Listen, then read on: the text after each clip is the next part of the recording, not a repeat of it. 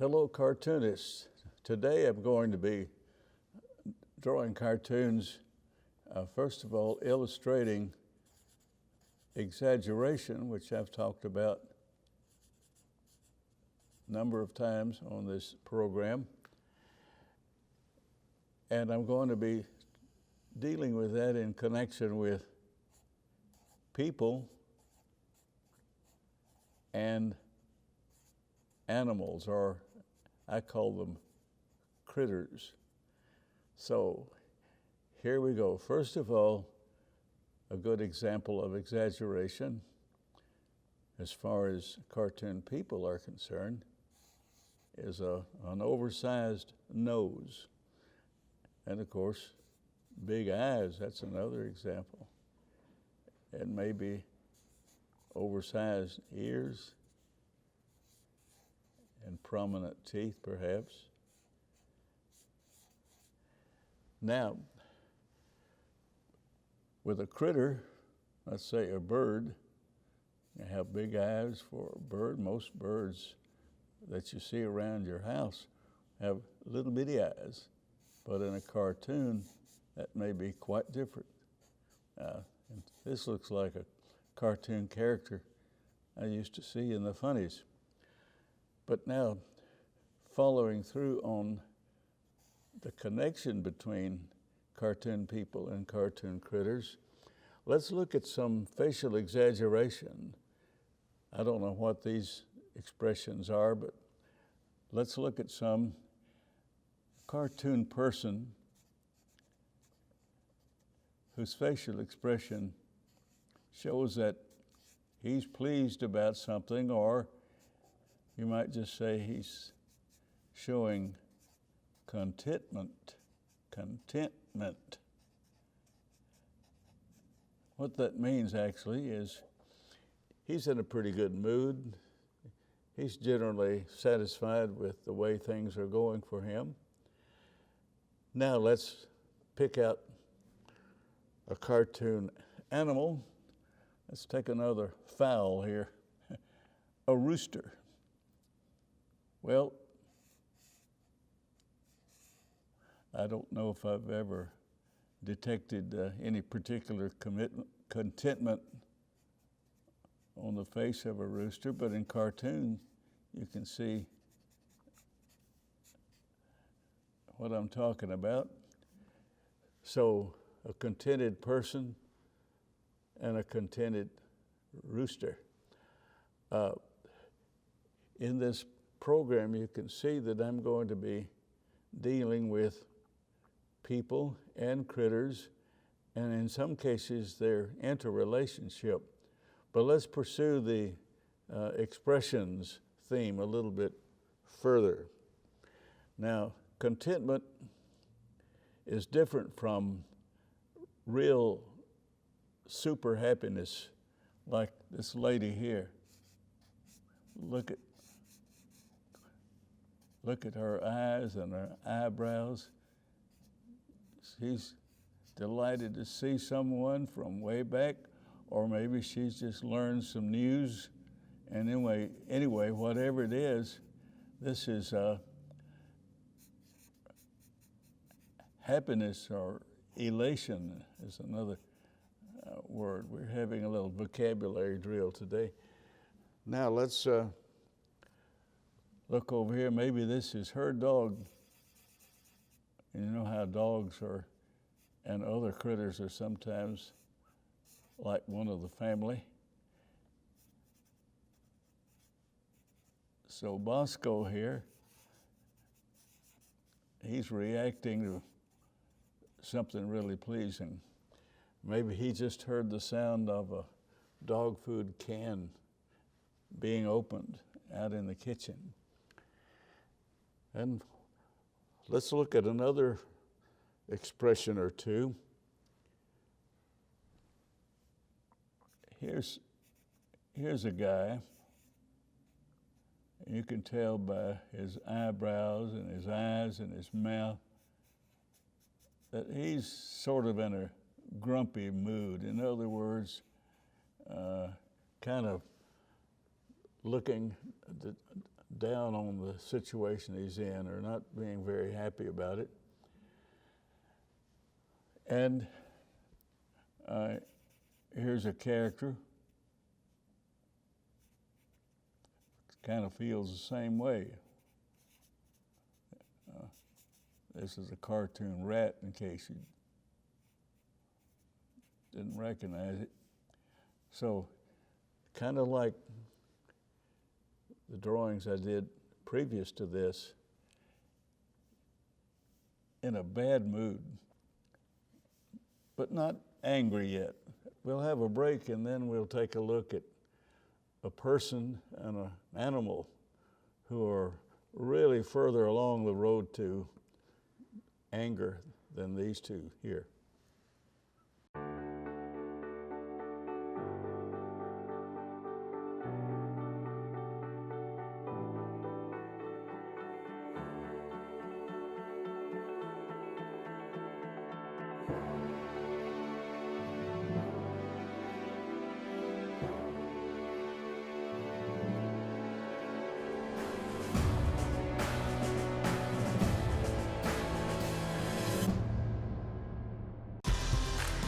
Home security is now available through Conway Corp.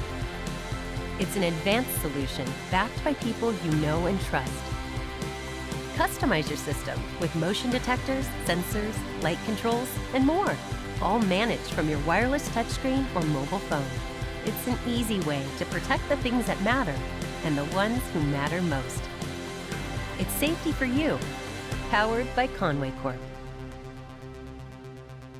Well, we're back, and let's call this particular mood discontent. Now, we started out with a minute ago with contented people, and these are obviously discontented about something. Now, let's next look at angry person and an angry critter.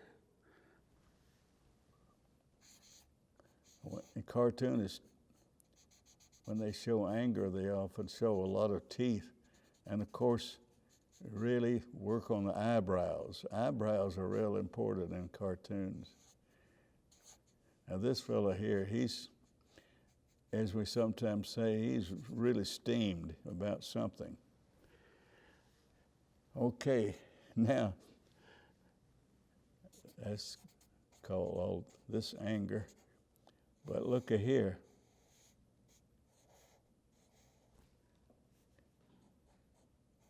A duck is just about as angry as this guy here. He's even showing his teeth, and you're going to say, what teeth? Well, in cartoons, birds, roosters, ducks, so on, they might have teeth. Don't worry about it. They probably don't wear caps in real life.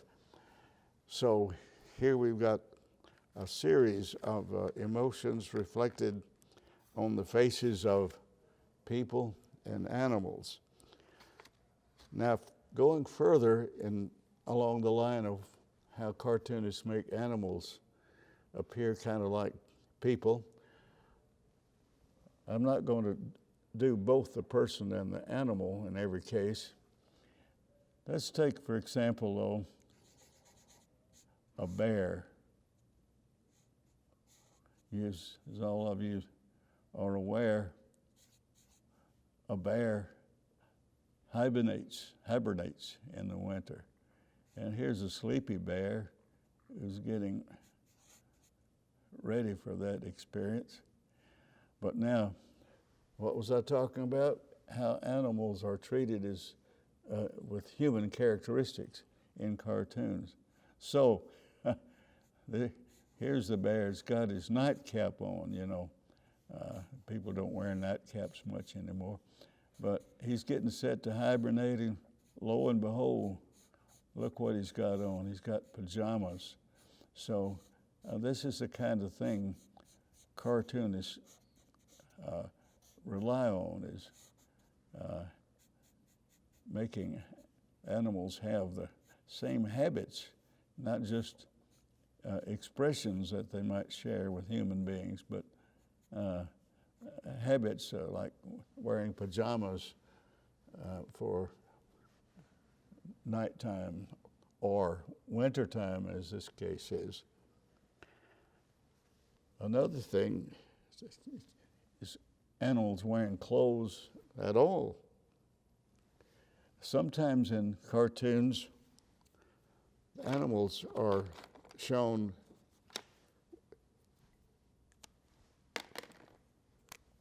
with maybe just some clothes, like this duck here. He's got a shirt on, a striped shirt.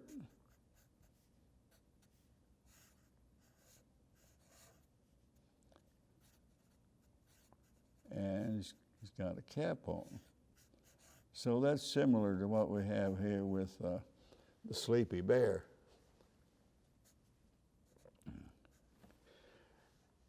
And frequently, you have an animal that's engaging in some activity that we identify with humans, but not with animals. Now, all animals can run or hop or jump or whatever, but here's an animal, a cat,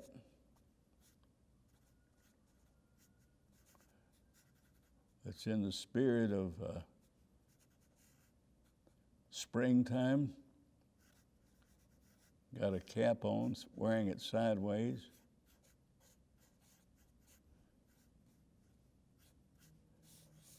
A cat playing baseball.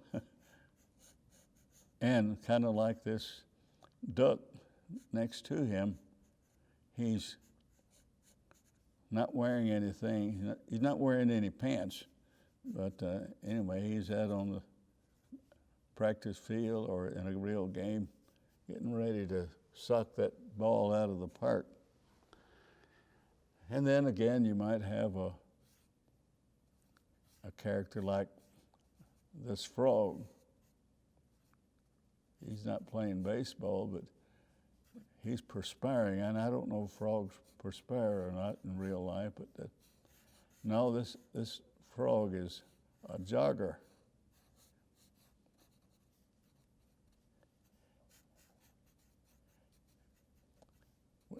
Well, this may suffice to show you, well, he was wearing a cap, but he fell off. This may suffice to show you that in cartoons, the artist likes to draw critters acting like people. And so here we have speed lines, dust, and all. We may return to this particular theme in a later program, but for now, our time has run out. So remember, you can contact Mr.